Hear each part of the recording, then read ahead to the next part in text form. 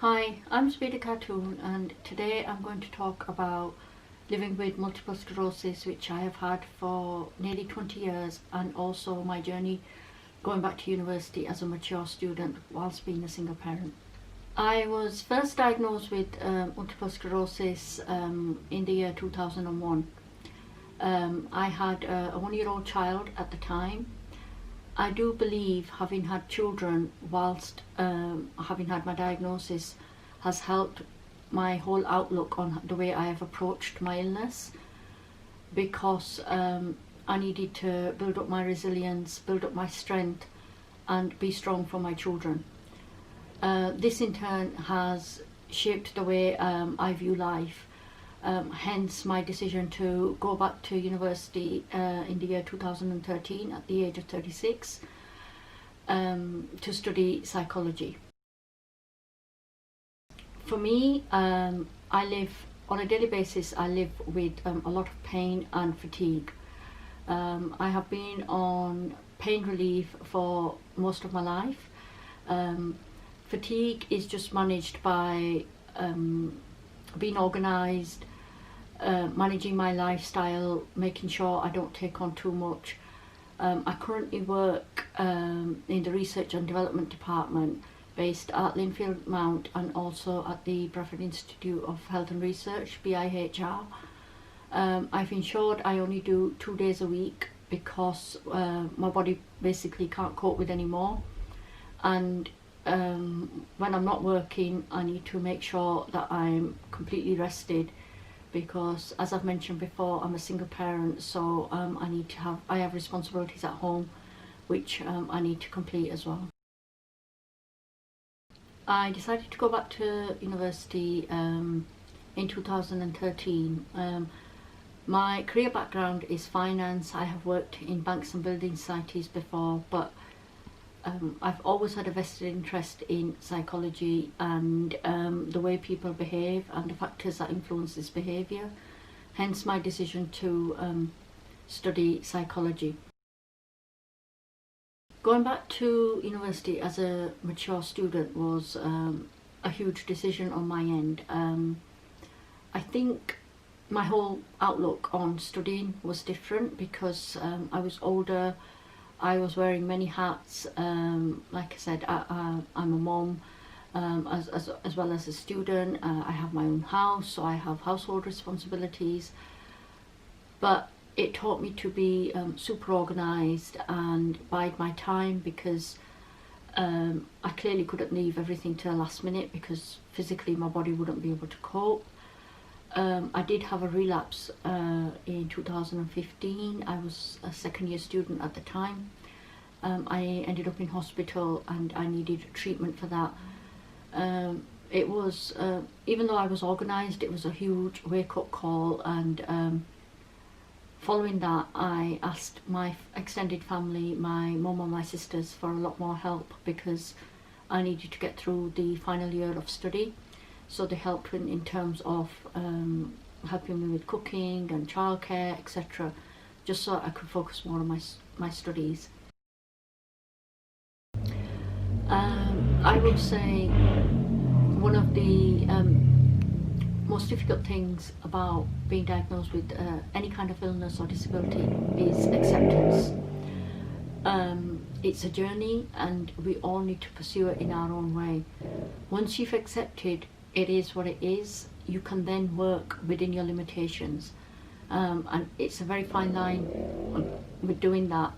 In terms of going back to uni, utilise the disability services, speak to your lecturers. This is something I did, and my lecturers were hugely supportive in terms of if I was struggling. They offered me moral support. Just be open and honest. At the time I didn't know what I wanted to do once I'd finished my degree. One thing I did know was that I couldn't actually pursue a career in clinical psychology because the demands on my time and my health would be too much, because it's studying full-time and working full-time.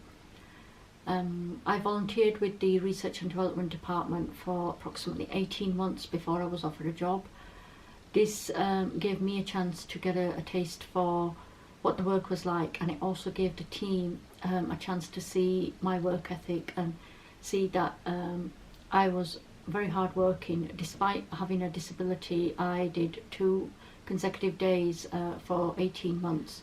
I was looking for a job for approximately 2 years before I was offered this position within research and development, within the research and development department. My biggest struggle was that 96% or 98% of the jobs that I was applying for, were full-time. And clearly with my illness, it's not something I can do. I can't work full-time because it would just be too much for me. One of the things that I would sometimes mention in interviews was the fact that I do live with an illness, and therefore I have a certain level of empathy that is available to the patients. When I will work with them, I can almost see things from their perspective. It's difficult to say whether this has an influence on the people who are interviewing me. Subconsciously, they could be thinking that this person has a disability, and if we take a risk in terms of employing her, what will it be like? Like I mentioned, because I volunteered with the R&D department for 18 months, they saw my work ethic. They saw that despite the illness, I was willing to work hard.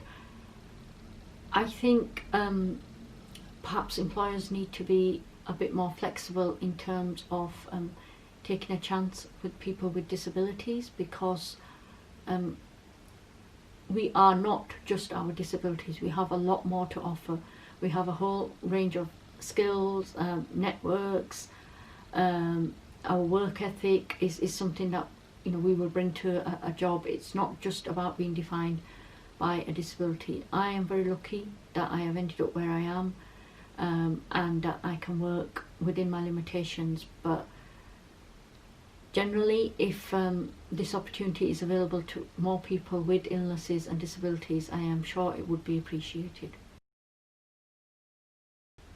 Once I finished my studies at the University of Bradford, I was approached by the Alumni Engagement Officer, who wanted me to be part of the Alumni Panel. This is basically, it's postgraduate psychology students, and we meet a few times in the year.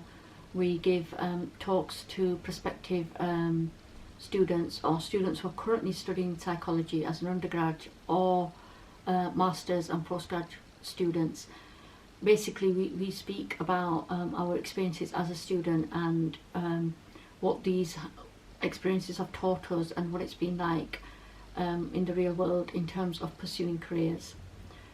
Following my talks, I've been very humbled because I have been approached individually by a number of students who have come to me, and basically they've said that despite my disability, the fact that I have not given up, and I've studied, and I am now working, they see it as hugely inspirational. The fact that people find me inspirational, I find it hugely humbling. But if it means that I can then inspire people to pursue life's challenges and pursue careers, or even a family life following something difficult like being diagnosed with a disability or becoming a single parent at a very young age, I will see it as a huge accomplishment, because I didn't used to believe it before, but when following a few alumni events, when I have been approached, I do think that I am having a positive effect on the students, and I truly find this very humbling.